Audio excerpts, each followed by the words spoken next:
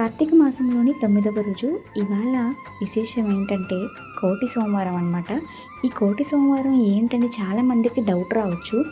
ఈరోజు మనం చేసే దీపారాధన కానీ, నదీ స్నానం కానీ, ఉపవాసం కానీ ఏదైనా కూడా మనం కోటి సోమవారాలు చేసేంత పుణ్యఫలం వస్తుందని చెప్తారనమాట.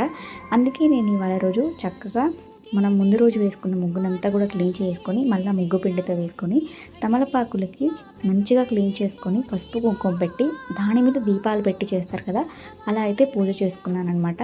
మ్యాక్సిమం ట్రై చేస్తాను. కోటి సోమవారం, అలాగే కార్తీక పౌర్ణమి, ఇట్లాంటి కొన్ని విశేషమైన రోజులు ఉన్నాయి మన కార్తీక మాసంలో. వీటన్నిటిలో కూడా ఒక్కో రకంగా పూజ చేయడానికి నేను ట్రై చేస్తాను నాకు తెలిసిన విధంగా.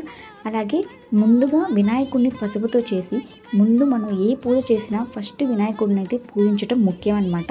నేను ఇక్కడ పసుపుతో వినాయకుడిని చేసి మంచిగా పూజ అనేది చేసుకున్నాను. ఇవాళ నా పూజ ఇలా అయింది. అంతే. Video bye.